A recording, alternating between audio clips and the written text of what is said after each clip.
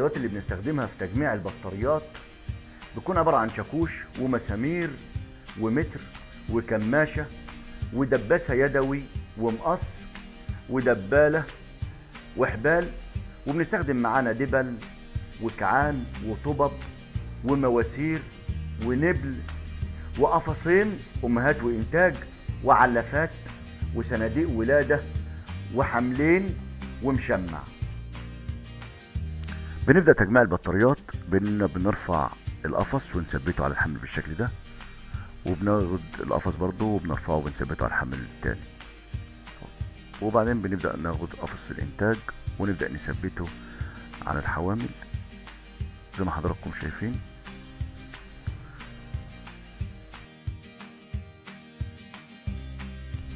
وبنبدأ تركيب الإنبال، بنركب الجلد في قلب المواسير بالشكل ده. طبعا احنا بنبسط لحضراتكم ازاي التركيب علشان يكون سهل عليكم. وبعد ما بنخلص بنبدأ نركب الإنبال. طبعا النبل بيكون مكون من 3 قطع وبنبدأ نركبه نبل نبل وبالراحة، وبنتأكد ان النبل ركب صح. بنكمل كل الإنبال في المواسير.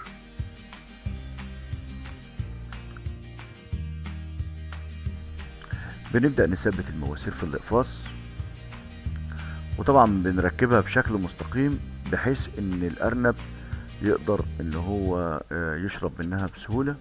طبعا زي ما حضراتكم شايفين بنربط المواسير بشكل جيد عشان ما تتحركش من مكانها. بناخد رباط في اول القفص ورباط في الوسط ورباط بناخده في اخر القفص.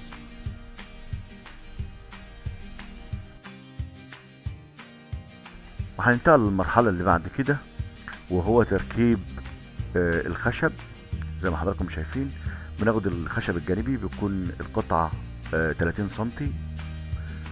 دي قطعة 30 سنتي بتكون في اليمة اللي هي يمة الجردل اللي هيكون فيها الصرف، وبنبدأ نربط القطع وبنأكد عليها في الرباط عشان ما تتحركش. بنربطها رباط من فوق وبنربطها الرباط التاني بيكون من تحت زي ما حضراتكم شايفين.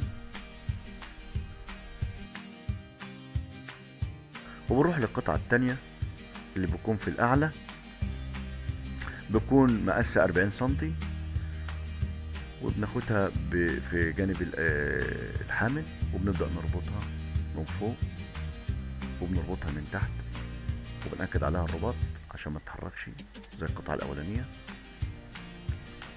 وبنركب نفس القطعتين في الرجلين التانيين، وبنبدأ ناخد قطعة كبيرة بنقيسها حوالي 2 متر أو يزيد عن 2 متر، بنحطها بالشكل ده على القطعة 30 سنتي وعلى القطعة 40، وبنبدأ نمسمرها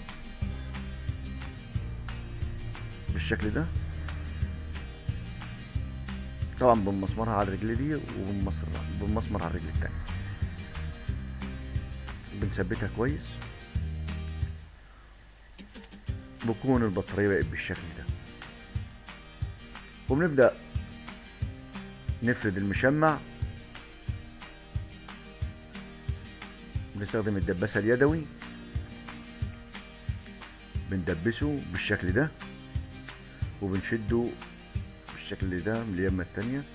طبعا بيكون رخينه وبيكون المشمع بعد ما بنخلصه بيكون بالشكل ده، بيكون عالي من قدام وواطي من اليمة التانية. طبعا احنا لو استخدمنا ازازة فيها مية البول بينزل بالشكل ده بسرعة كده علشان ما يتكونش لا بول ولا زبد على المشمع. وبنيجي لقفص الانتاج وبنبدأ نشد مشمعه باستخدام الحبل بالشكل ده.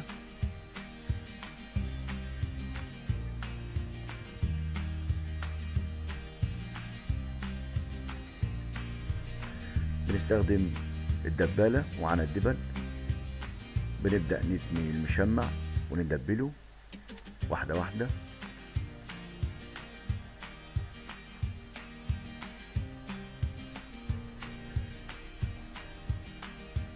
ايوه، بندبله كده.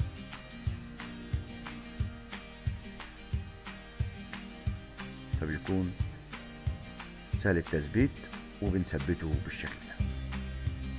بتشده طبعا كويس علشان ما يكونش مرخي.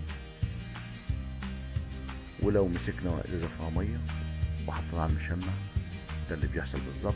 بينزل البول الزبد من المشمع بتاع الانتاج على مشمع الامهات. وطبعا عشان نركب الميه بنركب الكعان في قلب المواسير وبنثبتها كويس، وبنجيب الخرطوم السيليكون او الخرطوم اللي يكون موجود عندنا، وبنبدا نثبتها بالشكل ده.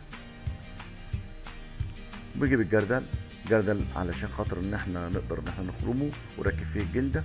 بنستخدم مقص. طبعا المقص بيكون سهل بالشكل ده، بيكون بشكل مثلث من قدام، بيكون رفيع ومن ورا تخين، فبيكون سهل ان احنا نفتح بيه مكان الجلده في قلب الجردل. وبناخد الجلده جوان مع ميه وبنركبه بسهوله بالشكل ده. وبنركب الكوع وبنبدأ نثبت الجردل، نثبت فيه الخرطوم السيليكون اللي هنستخدمه بالشكل ده. بنستخدم ميه علشان خاطر ان احنا نقدر نشوفه شغال او في اي مشكلة. نفتح الطبة ونتأكد ان الميه نزلت من المواسير، وبنقفل الطبة وبنتأكد ان الانبات كلها شغالة زي ما حضراتكم شايفين. ديت بطارية الأرنب المصري بالتقنية اللي حضراتكم شايفينها دي. وبنبدأ نركب العلافات بتاعت الأمهات، ونركب صناديق الولادة.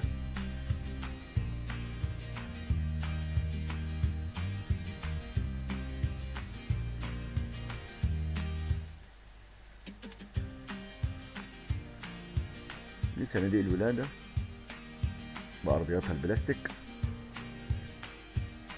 ودي العلافات. وبكده بنكون وصلنا للشكل النهائي للبطارية، مع تحيات فريق الأرنب المصري.